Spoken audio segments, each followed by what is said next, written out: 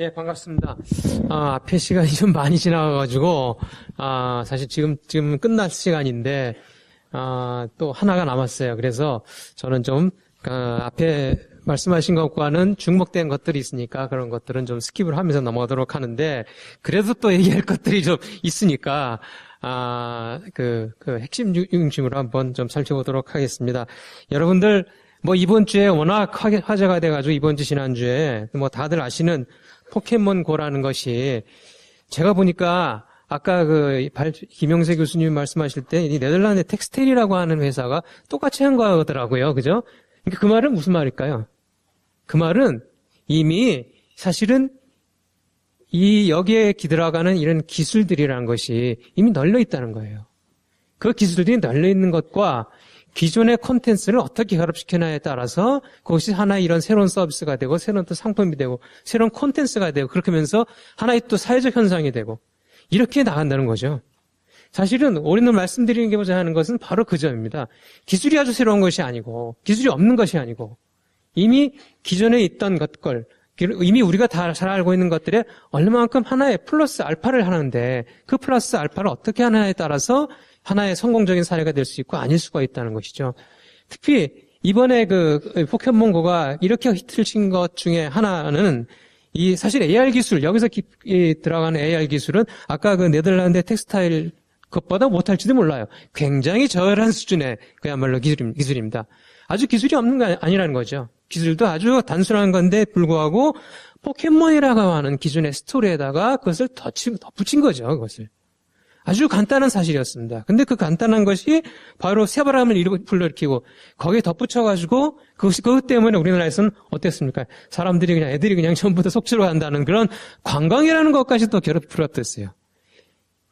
그야말로 오늘 얘기하고자 하는 이런 서비스 산업의 어떤 이 경쟁력이라는 부분들이 바로 이 포켓몬 하나로 그냥 일거에 해소해주는, 일거에 답을 내주는 그런 상황이 됐습니다. 그런데 사실 이것을 이제 나오기 위해서는 왜 우리가 이건 못하겠습니까? 라고 하는 또 질문을 또 드려야 되겠죠.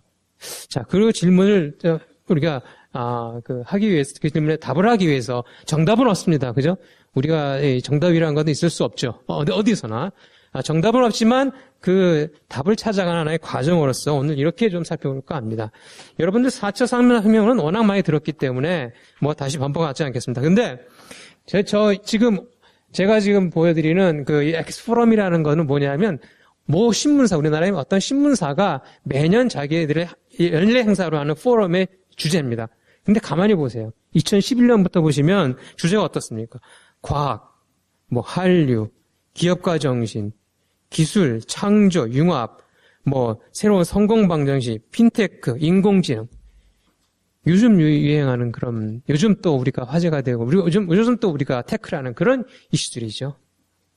그런 이슈들이 이미 2000년대 이후, 2010년대 이후에도 우리 한국에서 큰 주제가 됐고, 논의가 됐고, 또 그것이 하나의 어떤 부분으로 성과가 나는지에 대한 고민을 하게 됐다는 겁니다. 이거 그냥 갑자기 이렇게 나타난 것이 아니고, 근데 이러한 것을 다 잘 종합을 해서, 아까 잠깐 어떤 앞에서도 말씀하셨습니다만은, 이 세계경제 포럼에서 그것을 하나의 주제로 오래 잡은 게 이제 4차 산업혁명이란 그런 개념으로 그것을 정리를 했던 거죠.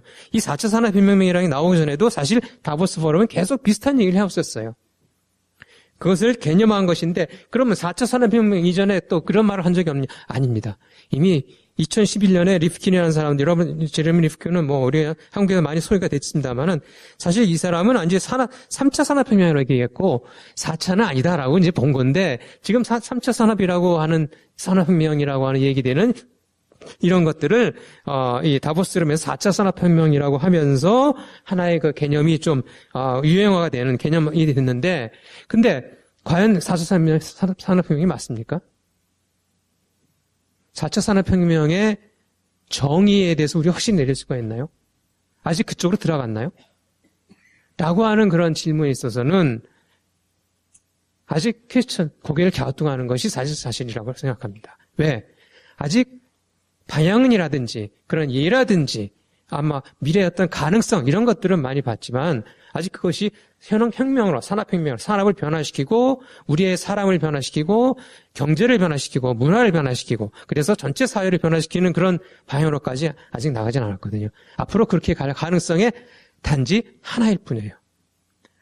아직 우리가 4차 산업혁명으로 얘기하기에는 그러나 아직은 갈 길이 멀다. 이것은 분명하다고 보여집니다. 그러나 여러 가지 상황을 보면 많은 것들이 그렇게 가고 있어요. 왜냐하면 자꾸 이렇게 여러 기술적인 뒷받침이나 이런 것들이 초지능 사회로 가고 있기 때문이죠. 그러면서 이 4차 산업혁명의 어떤 사회적인 어떤 그 변화의 모습들도 우리가 좀 예측할 수 있는 것들이 생겼습니다. 그것을 사회, 기술, 경제, 뭐 정치라든지 지배라든지 그다음에 문화 이런 측면에서 살펴보는 여러 가지 이슈들이 있는데 그것을 종합해 보면 크게 이 5가지입니다. 하나는 사회적인 측면에서 보면은 우리가 소위 지금의 어떤 민족사회, 공동체, 민족 공동체 이런 것들을 넘어서 공감사회로 넘어갈 것이다라고 예측을 합니다. 공감사회. 앞에서 말씀하셨던 두 분도 전부 다 비슷한 말씀하셨죠. 그죠? 우리가 앞으로는 이제 점점 어떤 그 발전이나 성장이나 혁신이나 이런 것만 강조되는 것이 아니라 그야말로 같이 포용하고 공감하는 그런 사회, 그런 것이 더 우리에게 동의를 받는 그런 사회가 될 것이다라고 보입니다. 저는 이 그림을 굉장히 좋아하는데 우리가 지금 혁신이라는 말 무지하게 많이 합니다. 혁신, 여기서도 혁신, 저기서도 혁신. 그런데 그 혁신이 가져오는 결과는 어떻습니까? 아직 상당히 긍정적인 측면도 있어요. 우리가 혁신 필요하죠. 그런데 그 혁신의 성과, 그 혁신의 과실은 어디에만 가고 있습니까? 일부 소수에만 가고 있는 것도 있습니다. 많은 어떤 사회 전체적으로 이렇게 퍼지지 못해요. 자, 그렇기 때문에 거기에 인클루전이라고 하는, 포용이라고 하는 측면이 같이 가야 된다. 혁신만 강조되는 것이 아니라 포용까지 같이 되는 그런 사회. 그것이 하나의 공감사회의 측면인데 바로 우리가 공감사회로 가야 된다는 것이죠. 기술도 기계기술, 워낙 전통적인 기술기술, 그리고 정보기술은 이미 이제 전자정보를 넘어서서 이제 지능기술로 가고 있다라고 많은 사람들이 얘기해서 우리가 지능정보, 지능사회 이런 것들을 얘기하고 있습니다. 경제의 측면에 있어서도 기존의 어떤 물질적인 경제 그리고 서비스 경제를 넘어선다는데 아직 서비스 경제까지 넘어서지는 못했죠. 그러나 어쨌든 서비스 경제와 공유 경제, 앞에서도 말씀하셨던 공유 경제로 지금 가고 있는 그런 모습들을 볼 수 있고 그렇다면 그런 사회에서의 어떤 정치적인 어떤 위계 지배나 아니면은 가버넌스나 이런 측면도 기존의 수익적인 그런 지배에서 좀 더 수평적이면서 훈계적인 지배 로 우리가 가고 있는 사회로 우리가 살펴볼 수 있을 겁니다. 문화도 다문화를 넘어서 하나의 어떤 민족 문화를 넘어서는 건 이미 이제 옛날이고 됐고 세계화 문화, 다문화를 넘어서 혼성 문화로 여기서 혼성이라는 것은 그야말로 그 세계적인 다문화 플러스 여기부터 붙여서 가상 문화까지 포함하는 여러 가지 혼성 문화. 자, 우리가 이런 어떤 모습으로서의 어떤 사회적인 모습으로 우리가 예상할 수 있을 때 결국 우리의 그 경제의 어떤 하나의 그 상이라는 것은 물질 경제로부터 결국 서비스 경제로 우리가 변화하고 있는 것은 분명하지 않나 생각합니다. 즉 앞으로의 경제는 모두 서비스 경제다. 즉 앞에서 얘기했었던 김영수 교수님 얘기하셨던 제조업과 서비스 융합. 제조업조차도 서비스화되지 않으면 안 되는 것. 제조업했던 공정이 예전에 기계로부터 그 기계와 인간과 그리고 인간과 인간, 사물과 사물을 결합하는 그런 여러 가지 로봇이라든지 인공지능이라든지 이런 것을 옮겨가기 때문이죠. 자, 제조업 같은 경우 대표적으로 자동차 산업이 중후장대 산업이 하나이지만은 옛날에 그 노동집약적인 산업의 모습은 거의 없습니다. 여러분들 자동차 공장을 가보시면요, 거의 기계가 하죠. 거의 로봇이 합니다. 네. 거의 노동이 빠지고 점점 이것이 서비스화로 가고 있습니다. 이제 자동차는 하나의 재미있는 엔터테인먼트 플랫폼화하고 가고 있어요. 거기에 이제 모든 것이 다 들어가요.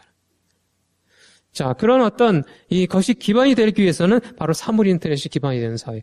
자, 사물 인터넷은 점점점 확장되는 것은 분명하죠. 자, 이러면서 모든 것이 연결이라고 하는 여기서 가장 중요한 핵심적인 개념은 역시 연결이라는 것.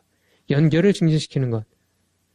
우리 인류는 사실은 지난 그 지구의 역사가 45억 년의 어떤 역사를 갖고 있습니다만은 이 인류가 지금의 다른 여러 이 종을 물리치고 지배적인 종으로 되기 시작한 것은 한 7만 년 전부터라고 하는데 그 7만 년 전부터 이 다른 종을 물리치고 지배적인 되기 위한 가장 커다란 방법 중에 하나가 바로 인지혁명이었습니다.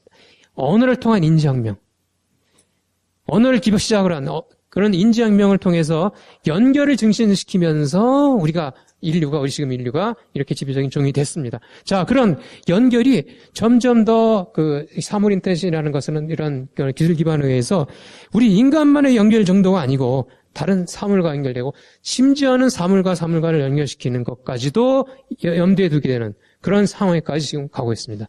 그럴 때 앞으로의 우리 인류와 X라고 하는 새로운 그 사물에서 등장하는 어떤 종이 나타났을 때 또 경쟁일 수 있죠. 그거 갖다가 지금 어떤 사람들은 그것이 좀 앞으로 이제 인류가 어떤 로봇이라든지 인공지능에 의해서 벗길 수도 있다라고 하는 그런 아주 페시미스틱한 그런 어떤 이제 전망도 하는 사람도 있습니다. 어쨌든 이런 연결이라고 하는 것이 확대되는 것이죠.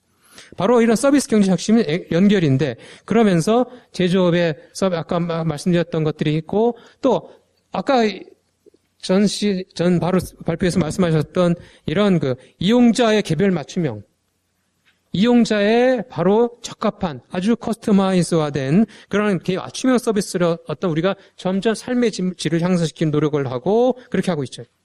바로 이용자들은 우리가 예컨대 스마트폰, 여러분들 우리가 모두 다 갖고 있는 이런 작은 컴퓨터, 이 작은 컴퓨터를 가지고 그냥 이용하는데 그치지 않고 어떻습니까? 이제는 다양한 바로 자동차에 거의 접속시키고, 바로 집과 접속시키고, 내 집에 있는 냉장고와 접속을 시켜서 이런 다양한 주변기기를 통해서 자신에게 맞는 그런 환경을, 삶의 환경을 만들어나가고 있죠. 자, 그러면서, 우리의 이 서비스가 바로 문화적인 가치와 결합할 때 바로 이러한 것들이 하나의 서비스 경제로 이제, 자리매김할 수 있을 것입니다.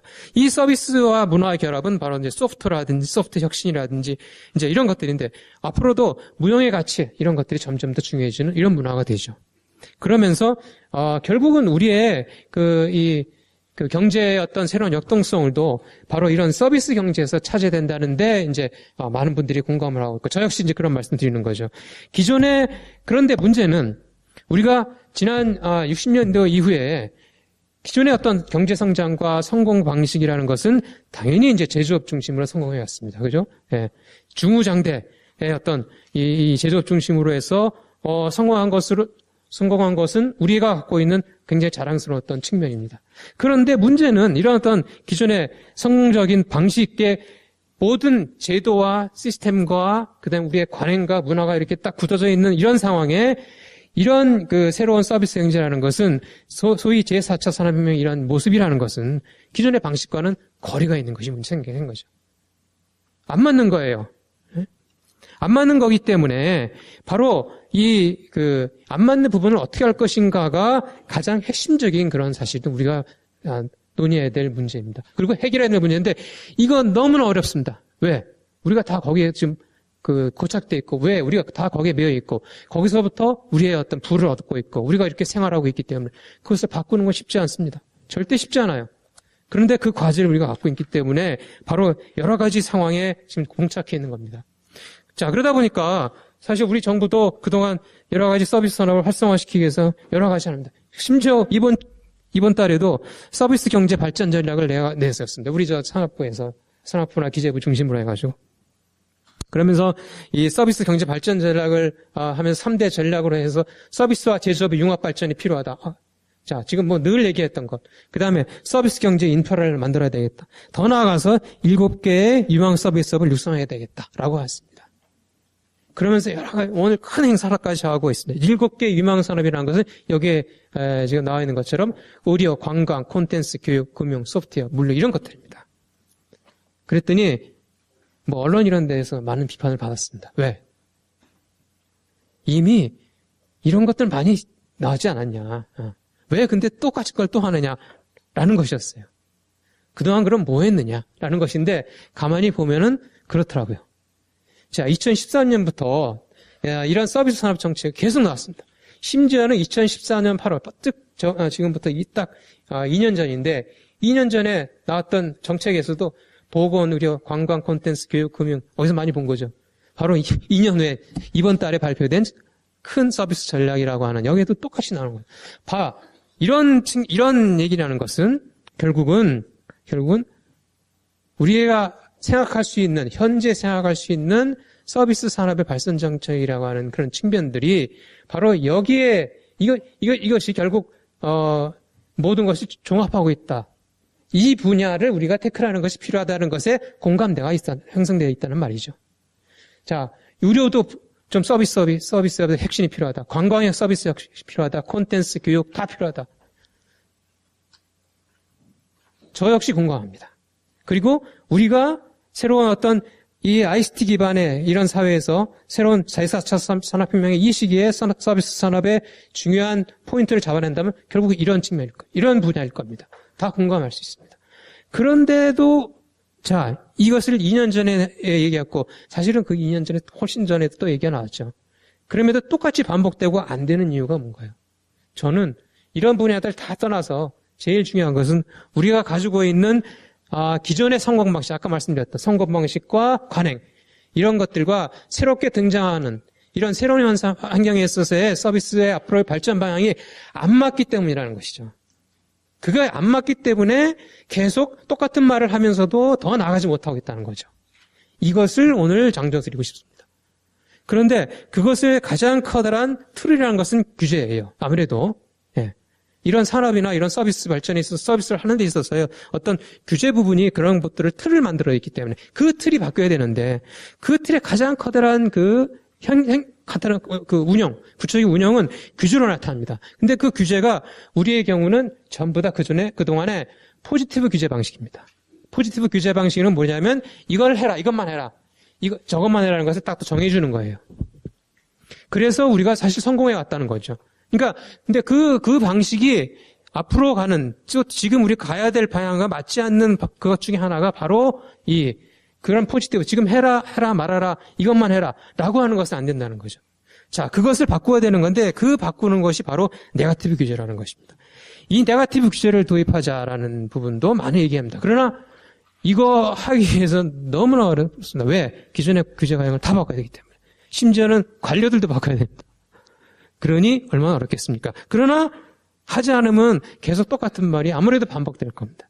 또 2년 후에 지금 2010년이 아니라 2018년 후에 다음 정부는 또 똑같은 비슷한 서비스 산업 발전 전쟁을 들고 나올지 모릅니다. 진행되지는 않고. 왜? 이 부분을 해결하지 않으면 안 된다. 바로 그렇다면 창의적인 국가들, 우리가 얘기하는 아무래도 이 창의적인 국가들이라는 것은 뭐 미국이나 영국이나 이런 나라의 창의적인 것만은 틀림없어요. 싱가포르 이런 나라. 왜? 이런 나라들에서 다 창의적인 그런 여러 가지 서비스들이 계속 나오니까 우리가 참 만들고 싶고 우리가 하고 싶은데도 불구하고 우리도 알고 있는데도 불구하고 우리의 환경에 있어서는 나오지 못하고 다른 데서 나오는데 그 다른 데서 나오는 그런 창의적인 국가들은 거의 네거티브 규제를 지탱하고 있습니다. 즉 뭐냐면 다 하게 하고 뭐든지 다 하게 하면서 만약에 문제가 생길 경우에 그 문제 생긴 것에 대해서 규제하는 그런 방식이죠. 근데 다시 한 번 말씀드리면 우리는 그것이 아니라 이거만을 해라 라고 하는 방식이기 때문에 완전히 이게 그야말로 패러다임의 극과 극을 달리고 있습니다. 그런데 예전에 그 패러다임은 잘 성공을 했지만 지금 앞으로 현재와 미래에 있어서는 성공이 어려운 방식이라는 것 다시 한 번 말씀드리면 그 괴를 바꾸기 위한 그런 혁신이 가장 중요한 것이라고 보여집니다. 자, 그렇기 때문에 당장 이것이 어려우니까 중간 단계로 예컨대 규제 프리존 같은 걸 만들자. 그러니까 어떤 지역, 하나 A라는 지역, 무슨 예컨대 인천에 송도가 있다. 송도. 무슨 어떤 판교다. 아니면 부산에 어디다. 그러면 그 지역만이라도 이런 기존 규제를 받지 않고 마음대로 그렇게 할 수 있는, 마음대로 예컨대 스마트 자동차, 마음대로 자율주행자, 마음대로 할 수 있는 그런 방식을 만들어 보자라고 해서 그것도 지금 이 현 정부에서 지금 고민을 하고 있는 것으로 지금 나와 있습니다. 일본도 우리랑 비슷했는데 일본은 그래서 국가 전략 특구라는 걸 만들어서 바로 이런 규제 프리 존을 지금 적용하기 시작했습니다. 왜? 거기서도 똑같은 고민이 있었거든요. 그러니까 안 되니까 이제 이런 방식으로 해서 사례를 지금 만들어 나가고 있습니다. 우리도 이제 올해 5월에 규제 프리존 특별법이라고 이런 것들을 이제 점점 고민하기 시작하고 있는데 어쨌든 법은 아직 통과가 안 돼 있는 상황입니다. 바로 이런 부분들을 해야 된다.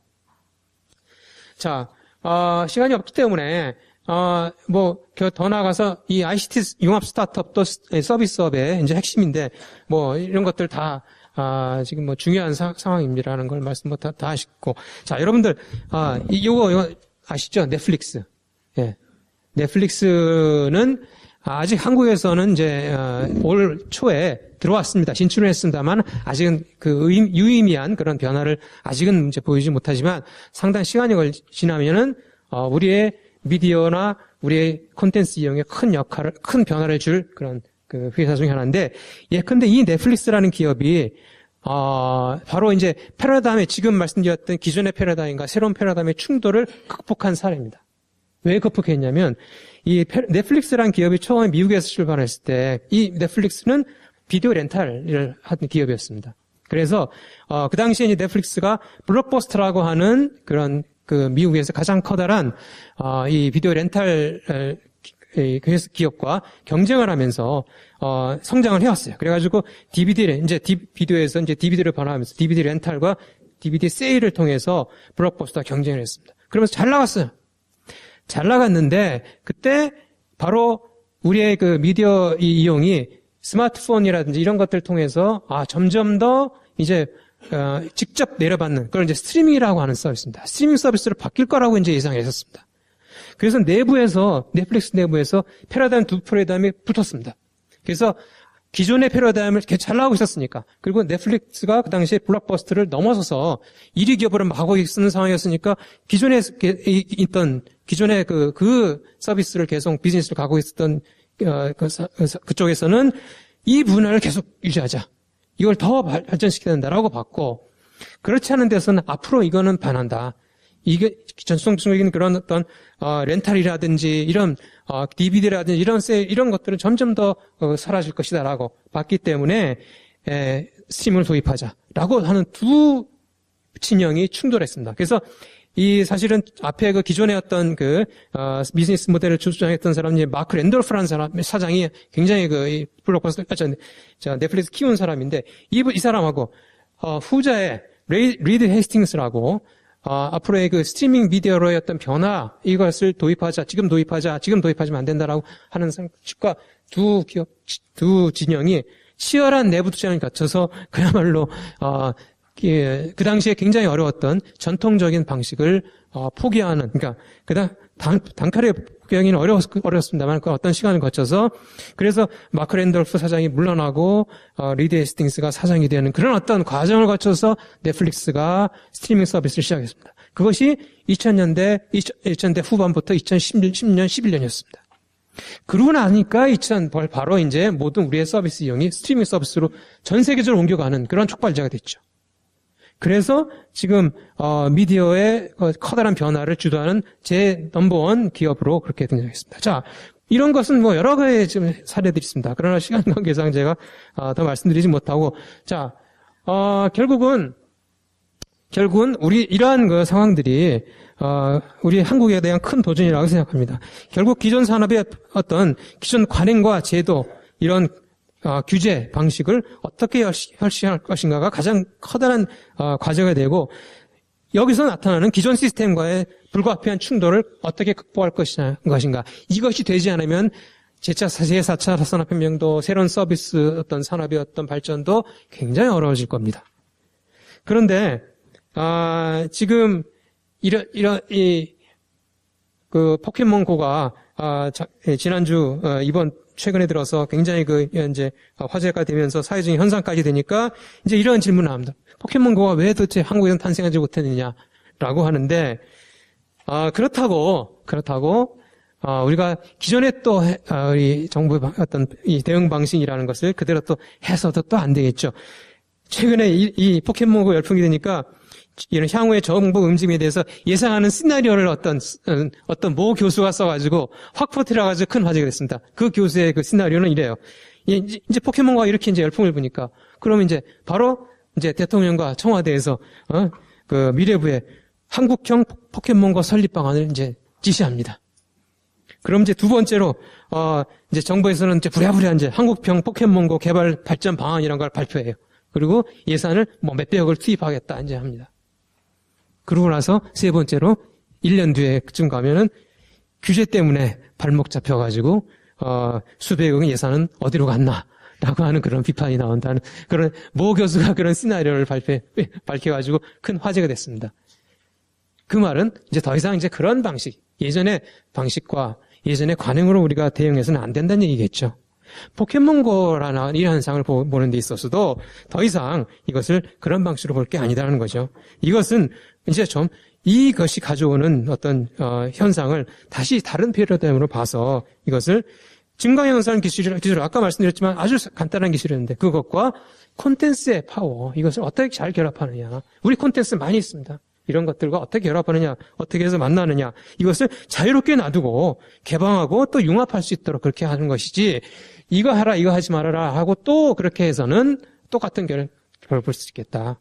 그것은, 우리가 필요로 하고, 우리가 또 해야 되는 이런, 이 새로운 서비스 산업의 어떤 패러다임 변화, 지금까지 말씀드렸던 이런 것들을 만드는 데 있어서, 이루는 데 있어서, 오히려 걸림돌이 될 수 있겠다. 이런 말씀 드리면서 제 말씀하시겠습니다. 예, 감사합니다.